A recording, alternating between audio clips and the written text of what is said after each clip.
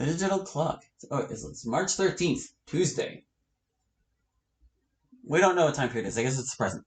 The digital clock ticks midnight as I lie in bed. I'm covering my face with my pillow as I try to go to sleep. Oh, no, it's the past. I was waiting for the text box to advance, apparently. How do I deal with Faith? If I don't come up with a good way on how to help her, I'll probably go insane.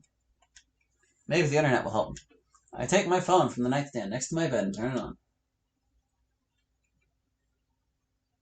Well? I'm at the beginning of reading a random article when I hear some shuffling in the hallway. What the hell was that?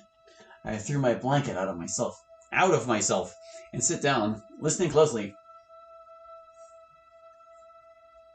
It happened again. Is someone in the house, or is it just Faith? I'm pretty sure she would be asleep by now. It can't be her. If I want to venture there, I need to have something to protect myself. I stand up and quietly go over to my closet and open it. After a while of searching, I close it again, not being able to find anything. I come to my desk and open up the desk's drawers. Nothing. The shuffling happened again, but now it was closer to my bedroom than before. Just as I want to search elsewhere, I spot a white mug laying on the table. Well, better than nothing, I guess. I grab the mug and come quietly to the door, listening closely. The shuffling seems to have now gone away from my bedroom. I encourage myself and slowly open the door, ready to strike. When I enter the hallway, I find something, or someone, I wasn't really expecting. Faith was inspecting the door at the end of the hallway, trying to push it open. She tries for a while before she sighs with a sense of relief. Okay, that one is safe. Faith? Yeah! Faith is startled by my voice as she points a flashlight at me I didn't notice before. I cover my eyes in response. Jesus, Faith, why are you up so late? Oh, why are you? Couldn't sleep for some reason, but it doesn't excuse you roaming around checking random doors. You don't know how many freaks are so stupid to have an idea to rob someone's house at night. Faith, this is one of the safest neighborhoods around. You don't need to worry about that. I think you should worry more about getting enough sleep for school, so stop and go to sleep. Faith has thoughts roaming around her head. After a while, she looks at me with a cold look. All right, fine. I'll do that, just like you want. Faith then goes around into her room and loudly closes the door. That didn't begin well. I scratch my head as I return to my room, closing the door soundly. Well, I mean, I've used to do it too, so I can kind of understand where she's coming from. I have used to do it too, is what that would say. But you lived in a different environment. This was, and still is, one of the safest neighborhoods around. She had no other reason. Yeah, true.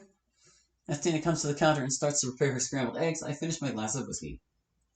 Monica's father got convicted. What did he get? Tina's eyebrows frown as she put her food on a plate, placing the pan into the sink. He got a term of life sentence. They didn't have the balls to put him onto the death penalty. Oh. Don't be sorry about that. It is what we expected after all, and it's at least something. I nod in agreement and look at the table. On the table was lying an unopened pack of cigarettes, together with a Zippo. I come to pick up the pack and look for the brand. Heh, the usual. What else? You know that you should probably stop smoking. Heh, says the guy who drinks underage. If someone doesn't catch me, then I'm completely fine. But you'll not be fine if I expose that ass of yours. So what are you proposing? Is that I keep on drinking while you keep on smoking? That's the Malone I know. The kitchen erupts into healthy laughter. After a while, we stop as I pick up a black raspberry of my own. That's when Tina sighs and then comes to me. I'll be honest, I almost did quit, but then the shitty night happened. Too much stress to care. If you take that excuse as valid, then yeah. An idea pops into my head as I take Tina's hand into mine. What if we relieved some of it? Oh, daring, aren't we today? Come on, don't tell me you don't need it. Tina giggles as she steps even closer, her body touching mine. All right then, what are you proposing? I smile as I extend my hand and reach for her scrambled eggs. What if I fed you? As Tina bursts out laughing, I can't help but join on the laughter too. What is going on inside your head, you idiot? You think I don't have my own hands? Well, I didn't want to taste the smell of cigarettes again, so this was my last resort. Oh, quit it, will ya? Tina punches me gently into my arm as I pull out a chair to sit on. Should we start? Tina smiles as she sits on her chair. Of course, bring it on. As the sun rises in the morning, both me and Faith are already in the school's courtyard, waiting for the day to start. Backpack in hand, I turn towards Faith. With narrow eyes, she is looking around on the building. Faith? She averts her eyes from the building and looks at me. Yeah? I place my bag on the ground and come to Faith, placing my hands on her shoulders. Listen, if you have any trouble, just call me, all right? Faith now narrows her eyes on me, feeling quite suspicious. Was that too much? Do you think I can't handle on my own? No, I don't think that. I release Faith's shoulders and step back. I just want to be sure that you're safe, that's all. Faith sighs and adjusts her own backpack. I think you shouldn't worry so much. I know what I'm doing. I look down in a slight disappointment. Then I breathe in and out and slightly nod. 2 P's an appointment. Only 1 S. Alright, you'll handle your own. Got it. Just call if you want, okay? Okay, I will. Promise. Faith raises her eyebrows after I say that. After a while, she smiles and nods. Promise. The bell rings, signaling the end of the first class. Alright, students, don't forget your assignments. With that, the teacher quickly gathers her... It's a girl again. Gathers her stuff and leaves the classroom, leaving other students behind. I hide my things into my bag and stand up. When I see Faith come up to me, I smile to myself. You did tell me that the classes are so boring here. Did you honestly expect something else? Wait, hold on a second. You didn't tell me. I just read it wrong. I'm stupid. Well, not really. Should we go? Yeah, we should. Half of the class is already out as Faith take her bag, and we head towards the door. You mean she takes her bag? Hey, dipshit, said someone. Is that on me? I stop and turn around. There are still a couple of students gathering their things into their bags. But I don't see anyone looking at me, or even wanting to speak to me. Who said that? What do you want now? When I hear another girl's voice, that's when I realize that the insult was directed at her. Another student approached her with an angry expression. I don't recognize the brown-haired one, but I recognize the one with the green wave of hair. I don't recognize the brown-haired one either. Who was that? That's Tina. We don't really talk much. We have a few classes together. Sometimes we could partner on a project. I guess this is before they were a thing. She can be nice, but I still remember how she compared me to a pile of dog shit. Ouch. Other than that, she is really nice, does her part of work efficiently, almost without any questions. When she does ask, it's usually just me being dumb. She does get sometimes in trouble, but always seems to get away with smaller punishments at worst. I wonder why. We need to talk, Tina. Both me and Faith look at each other with raised eyebrows. She knows as much as I do. Oh, really? Well, first you should stop being a dipshit yourself, River. And plus, I need to go to my next class. We'll talk later. From when you give a shit about classes? What kind of sentence was that? From when you give a shit? So how about since when since when do you care about classes? How about that? Or since when do you give a shit? I don't know. Rephrase that. From the time I decided to live a more normal life here. Now I need to go. Tina grabs her bag and heads for the front door, ignoring River. You can't just avoid the goddamn problem anymore, Tina. It needs to be resolved right here, right now. Tina stops in the middle of her track as she turns around.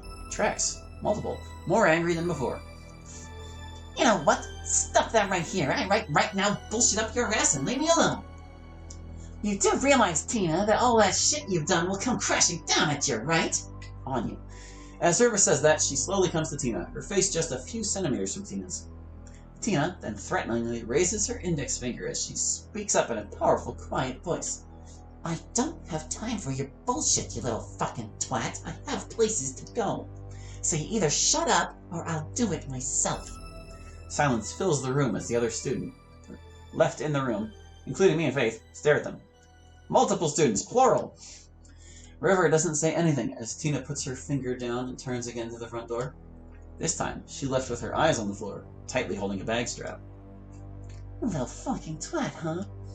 River says something under her breath and also leaves. I don't have enough female voices for this cast. What was that about? Faith leans towards me and says that quietly to my ear. Into my ear? I don't know, but we should really go. With that, we leave the classroom and head our ways. Separate ways? Separate ways. As I hold the plate of scrambled eggs in the air, I take a piece out of the eggs with a spoon. Before I can continue with feeding Tina, she suddenly laughs out loud. What, you don't like it? Well, it's true that I hate myself for agreeing to this. Aw, is Tina hurt? Do you need a kiss on your boo-boo? You're just looking for any excuse to kiss me, aren't you? Well, if that person is you, why not? Even if I was a corpse? Tina snickers as she notices my obvious red face. Alright, your decision then. I return the favor by starting to eat the scrambled eggs of the plate. You're trying to anger me with that, alright? What else? I respond with my mouth full as I take another piece out with a spoon. Tina then shrugs and goes over to open the drawers, taking out the whiskey bottle. She lets go of the bottle, but then smashes on the ground, spilling the whiskey and shards of glass around. Seriously? That's what you get for being an asshole. I sigh as I place the spoon and the plate on the table. Yeah, I guess you're right. Before we do anything else, I hear running sounds from the second floor. Bloody hell, what's that? I don't know. As we come closer to the noise, we hear the running noises coming from the stairs. Seconds later, we see Faith rushing down, her M1911 in hand. You okay? What was that sound? That was us. Sorry. Faith's eyebrows frown as she lowers her gun. Are you fucking kidding me? We're sorry, alright? Yeah, sure. Were you too busy licking your throats again? Of course not. Tina just broke a glass bottle, that's all. Faith then looks into the kitchen and sighs. Whatever. She then hides her gun behind her back and adjusts her outfit. How was your sleep? It wasn't the worst. Faith then goes around me into the kitchen. For fuck's sake, it has to be the best one! Shit! You owe me. You owed me for that bottle, understood? Oh, was the word you wanted. Alright, but you're making me breakfast tomorrow. You don't even have to ask. Finally, lunch. I close my notebook with a sigh as a smile forms on my face. I gather all my stuff into my bag and leave the classroom in a hurry. Most students head for the school cafeteria to buy lunch. Since I already kind of have lunch, I head for the courtyard. It takes a few seconds before I get through the crowd and open the door. The cold wind breezes my face as I get out of the building. Little dandelions grow in the grass as bees occupy them. Birds are singing their songs of spring as some of them fly from trees around into the sky. Most of the students are eating their lunches on the wooden benches. Some just wander around or read, waiting for an upcoming class. I pull out my phone and search for my contacts. Then I settle on one and open the messaging app. I type out a message and send it. How classes have been going? 3 gray circles are flashing in the corner as she types out a response. Didn't I clearly tell you to stop worrying so much? Alright, I'll stop, but still, how have they been? Faith spends a fair bit of time before sending her reply. Spends. T. Make that T a D. As I said, boring. In fact, didn't I tell you this earlier? Maybe. Then stop asking questions you know the answer to. I smile upon that message and slip my phone back into my pocket. When I look around for a free bench, I spot someone from earlier. Tina is sitting on one of the benches, looking at the ground in deep thought, drinking from a metal bottle. Metal bottle! It's an award-winning bottle. My mind goes back to the argument in the classroom as I look at her. If she did something, then what would it be? Does it even matter? Probably not. With nowhere else I want to really sit, I go to her. Hey, Tina. I break Tina out of her train of thought as she looks up. Oh, hey. Tina looks back at the ground and sips from her drink. An awkward silence grows between us as I stand there, not really knowing what to do, until Tina sighs and looks at me again. Afraid I'm gonna eat you or what? Well, getting punched isn't something on my to-do list today. And standing is? Not really. Then pleasure yourself. I could use some company. I don't know if pleasure yourself is the phrase you want to use there. With that conversation over, I sit down as Tina returns to her drink. I open my backpack and take out a cheeseburger I prepared for lunch. Looking at it for several seconds, I flinch. That looks terrible. I'm not eating that. I'm not that hungry anyway. I throw the cheeseburger into a nearby trash can and close my bag. I then look at the bottle Tina is drinking from. What do you have in there? Tina looks at me and then at the bottle. After a few seconds, she smirks and moves the bottle in my direction. Want to try it out? Sure. I hesitantly take the bottle and look into it. Some kind of a bronze substance. Tea, maybe? I look at Tina. She has an expectant look on her face, awaiting my response. In compliance, I bring the bottle to my lips and sip. The bitter taste immediately proves me wrong. With raised eyebrows, I take a look at the bottle again and then a look at Tina. With a smirk, I place the bottle between us. I'll be honest. You're clever for hiding beer on campus like that. She smiles as she picks up the bottle again and sips from it. Right? Then I can always pretend it's tea, and nobody suspects shit. You're right on that. After a few seconds of silence, Tina sighs and leans her back against the bench. Malone, look. Yeah? I don't apologize for my behavior that often, just who I am, but I'm sorry for the argument back there. It was just stupid of River to bring our personal stuff here. Or there with her. Is she always that stupid? She can ruin my day pretty quickly, but she is effective when she focuses on something she wants. We sit in silence for a moment before I speak up. Don't feel bad about it. Tina looks at me with her eyebrows raised. Really? Yeah, you just defended yourself. Nobody said you could do that. Thanks. Tina forms a smile as she looks in the distance. That smile drops after a while. I'm only doing it for your own safety, all right? But please, stay away from me. My mouth drops as I quickly look at her pained expression. What? Why? Tina looks at the ground and stands up, looking into my eyes. I will not just hold myself together anymore if I know that I hurt you by my actions in any way. I'm really sorry that it had to come to this. I really am. Before I can react, Tina turns around and starts walking away. Tina, wait. Tina ignores my call and leaves the courtyard, getting out of sight in the school. Fuck. Something is definitely going on behind the scenes. But what? Do I even want to know? With nothing better to do, I take my backpack and head in an entirely different direction than the school, heading for my next classes. The present, we're back. Tina claps to herself after cleaning the remainder of the glass. Finally done. Faith is currently eating cereal with milk as she looks at the floor, clean and shiny as ever. At least something. The asshole still didn't wake up properly. Not that sarcasm of yours, please. That whiskey was good, and you didn't even finish it. Knock off that sarcasm, please. Oh, boo-hoo. We're all assholes sometimes, so keep it cool, all right? If you let me finish my cereal, I'll be really happy. Silence falls as Faith quietly eats her cereal. When she finishes, her eyebrows frown. That's like the third time you've used that phrase, my man. I'm still hungry. She stands up and takes out a key from her pocket. She then unlocks a cupboard and takes out a cereal box and a new box of milk. Before she can do anything else, the bell starts to ring. It starts to ring? Wouldn't it just ring? Who the fuck's that? Tina looks out of the window. Reporters. Again? That's the third time they rang today. They even woke me up, assholes. She hides her cereal box and her milk into the cupboard and goes out of the kitchen. You know that you can just ignore them? I'm not going to ignore people who fuck up my already shitty day. She gets her boots on and leaves the house. That's not going to be good. We both get up and get outside as well. Sorry, people, but I very much ask you to leave us and this house alone. Faith is standing in front of the fence while the reporters are trying to record her. We're not on private property. You can't tell us what we can and what we can't do.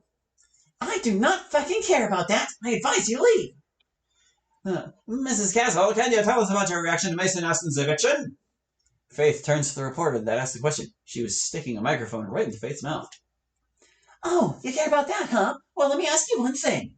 The reporters are stunned when Faith takes out her gun and points it at the ground. The reporters flinch at the gunshot. Faith doesn't stop looking at them. Not gonna lie, I also flinched. That took me by surprise. How about you fuck off before I shoot your fucking heads off? The reporters quickly look at each other. Then they scrabble to their cars in a calm kind of way, some even tripping just to get to them. Some of the wheels squeak as they ride off into the city. See, you spelled squeak right this time. What happened the first time?